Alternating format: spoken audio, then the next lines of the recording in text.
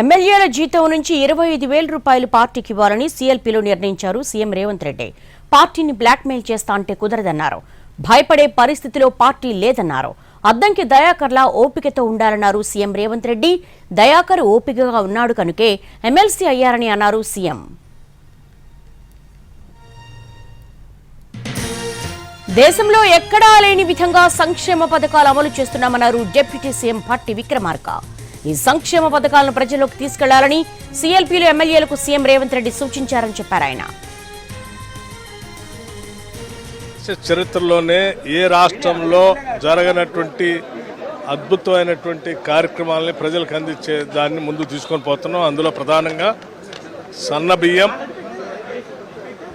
అట్లాగే ఇందిరమ్మ ఇళ్ళు, అట్లాగే రాజీవ్ యువ వికాసం, అలాగే 200 యూనిట్లు ఫ్రీ పవర్, గ్యాస్ సిలిండర్, 10 లక్షల వరకు రాజీవ్ ఆరోగ్యశ్రీ లాంటి అనేక పథకాలు పెద్ద ఎత్తున రాష్ట్ర ప్రభుత్వం కని విని ఎరగిన విధంగా చేస్తూ ఉంది.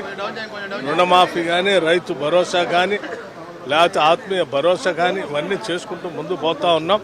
వీటన్నిటిని కూడా ప్రజల్లోకి విస్తృతంగా తీసుకొని వెళ్ళి లబ్ధిదారులందరికీ అందేటట్టుగా చూసుకునే కార్యక్రమాన్ని చూడమని చెప్పి సందేశం శాసనసభ్యులందరికీ ఇచ్చేటువంటి కార్యక్రమంలో భాగంగా ఈరోజు సమావేశం జరిగింది.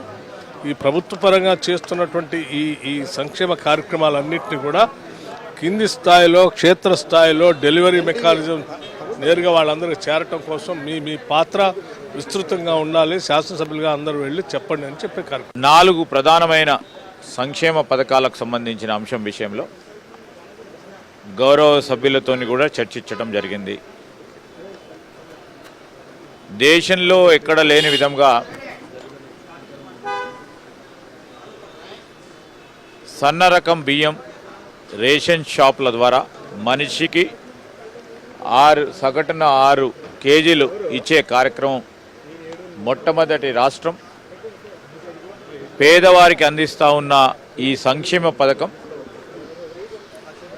పేదవారికి ఖచ్చితంగా అందజేసే కార్యాచరణ తీసుకోవాలని,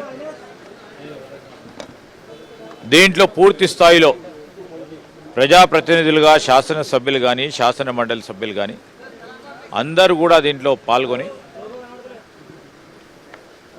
మరి పేదవారికి సంబంధించిన ఈ ప్రధానమైన అంశము ప్రతి ఊర్లో కూడా తెలియజేసే కార్యక్రమం చేయాలని, ఎస్సీ కేటగరైజేషన్ సంబంధించి కూడా నిన్ననే మళ్ళా బాబాసాహెబ్ అంబేద్కర్ జయంతి సందర్భంలో తీసుకున్న నిర్ణయము, చట్టము, ఆ జీవోలు తెలియజేసి దేశంలోనే మరొకసారి మొట్టమొదటి రాష్ట్రం ఇది కేటగరైజేషన్కి సంబంధించిన అంశం విషయంలో మరి అన్ని వర్గాలకు న్యాయం చేయాలని ఒక సీఎల్పీ సమావేశంలో సీఎం రేవంత్ రెడ్డి చాలా కీలక నిర్ణయాలు తీసుకున్నారు. దీనికి సంబంధించి మా ప్రతినిధి చారిని అడిగి మరిన్ని వివరాలు తెలుసుకుందాం. చారి, సీఎల్పీ సమావేశంలో సీఎం రేవంత్ రెడ్డి చాలా కీలకమైన నిర్ణయాలు తీసుకున్నారు. అట్ ద సేమ్ టైం ఎమ్మెల్యేలకు వార్నింగ్ ఇచ్చారు. ఎమ్మెల్యేలకు వార్నింగ్ ఇచ్చే పరిస్థితి ఎందుకు వచ్చింది?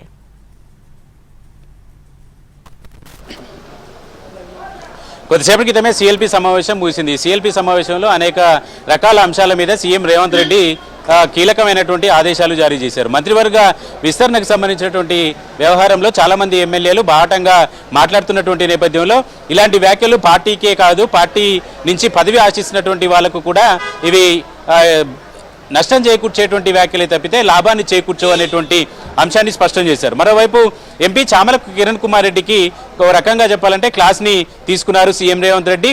ఆయన ఏ నియోజకవర్గానికి వెళితే అక్కడ ఎమ్మెల్యేని మంత్రి పదవి అని ప్రకటిస్తున్నారు కాబట్టి ఇలాంటి వ్యాఖ్యలు పార్టీకి, వ్యక్తిగతంగా మీకు కూడా మంచిది కాదనేటువంటి అంశాన్ని స్పష్టం చేశారు. ఇప్పటికే అధిష్టానం మంత్రివర్గ విస్తరణకు సంబంధించినటువంటి వ్యవహారంలో అభిప్రాయాలు సేకరించింది. పార్టీ ఏ క్షణంలోనైనా ఈ నిర్ణయాన్ని ప్రకటించే అవకాశం ఉంది. ఇలాంటి సందర్భంలో మీ ఇష్టం వచ్చినట్టుగా మంత్రుల్ని ప్రకటిస్తే పార్టీ చూస్తూ ఊరుకోదనేటువంటి అంశాన్ని కూడా స్పష్టం చేశారు. దీంతో కొనసాగింపుగా సీఎల్పీలో ఎమ్మెల్యేలు ఎవరైతే ఉన్నారో ఎమ్మెల్యేల జీతం నుంచి 25,000 రూపాయలు గాంధీ భవన్కి ఇవ్వాలని ఒక నిర్ణయం తీసుకున్నారు. పార్టీ పదవులు ఆశిస్తున్నటువంటి వాళ్ళు, మంత్రి పదవులు ఆశిస్తున్నటువంటి వాళ్ళు ఎవరైనా సరే ఎమ్మెల్సీ అద్దంకి దయాకర్ని ఆదర్శంగా తీసుకోవాలని సూచన కూడా చేశారు. పార్టీ అధికారంలోకి వచ్చిన మొదటి రోజే ఈయనకు పదవి ఇవ్వాల్సి ఉండే, కానీ అనేక ఇబ్బందులు కావచ్చు, ఈక్వేషన్స్ లో దయాకర్కి పదవి ఇవ్వలేకపోయాము. కానీ ఆయన ఓపికగా ఉండడం వల్లనే ఈరోజు ఎమ్మెల్సీ పదవిని అధిష్టానం కూడా ఇచ్చింది అనేటువంటి సూచన కూడా చేశారు. దీంతో పాటుగా ఎమ్మెల్యేలందరికీ మరొక సలహా ఇచ్చారు. నియోజకవర్గాల వారీగా ప్రతి గ్రామాన్ని రేపటి నుంచే చుట్టి రావాలి.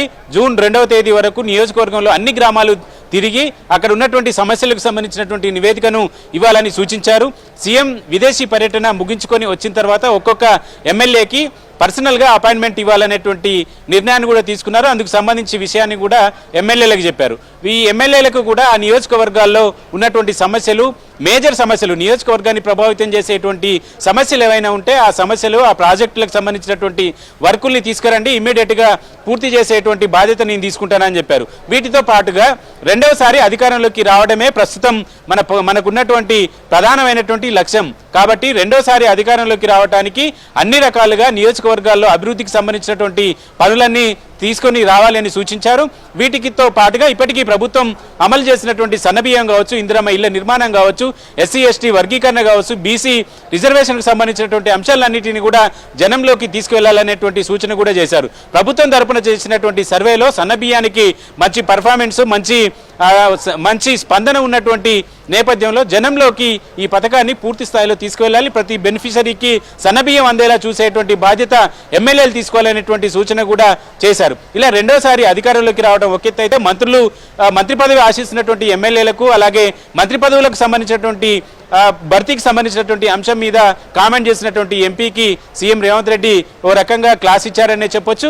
ఓవరాల్గా ఈరోజు పార్టీ నిర్ణయానికి కట్టుబడి అందరూ పనిచేయాలి, బ్లాక్మెయిల్ చేసి పార్టీని బ్లాక్మెయిల్ చేయాలనేటువంటి ఆలోచన ఎవరికైనా ఉన్నా సరే పార్టీ భయపడే పరిస్థితిలో ఇప్పుడైతే లేదు అనేటువంటి అంశాన్ని కూడా సీఎం రేవంత్ రెడ్డి స్పష్టం చేశారు. సిఎల్పి సమావేశం ద్వారా రెండు విషయాల్ని పార్టీ ఎమ్మెల్యేలకు చెప్పాలనేటువంటి ఆలోచన సీఎం రేవంత్ రెడ్డిలో కనిపించింది. ఒకటి, పార్టీ క్రమశిక్షణ చర్యలకు కట్టుబడి ఉండడమే. పార్టీ క్రమశిక్షణతో ఉన్నటువంటి వాళ్ళు పదవుల కోసం ఓపికగా ఉన్నటువంటి వాళ్లకు అధిష్టానం ఖచ్చితంగా పదవులు ఇస్తుందనేటువంటి అంశంతో పాటుగా ఎవరైతే పార్టీని కాదని పార్టీని ధిక్కరించేటువంటి వ్యాఖ్యలు ఎవరు చేసినా కూడా చూస్తూ ఊరుకునేది లేదనేటువంటి ఇండికేషన్ కూడా ఇచ్చారు. మంత్రి పదవుల కోసం ఇప్పటికీ 2-3 ఎమ్మెల్యేలు బాహటంగానే మాట్లాడుతున్నారు. కోమటిరెడ్డి రాజగోపాల్ రెడ్డి కావచ్చు, ప్రేమ్సాగర్ రావు కావచ్చు, రంగారెడ్డి జిల్లా నుంచి మల్లెడ్డి రంగారెడ్డి కావచ్చు, ఇలాంటి వాళ్ళంతా కూడా తనకు కేబినెట్లో పదవి కావాలి, అధిష్టానానికి లేఖలు రాయడం, ఇలాంటి పరిస్థితులన్నీ కూడా చేస్తుంది. అధిష్టానానికి లేఖలు రాయడం ఒక ఎత్తు, మీడియాలో నాకు మంత్రి పదవి ఇవ్వాలని కోరడం మరొక ఎత్తు. కాబట్టి వీటిని సీరియస్గా తీసుకోవాలనేటువంటి అభిప్రాయంతో పార్టీ ఉంది. అందుకు ఎమ్మెల్యేలకు దిశానిర్దేశం చేశారు CM Revanth Reddy. All right చారి.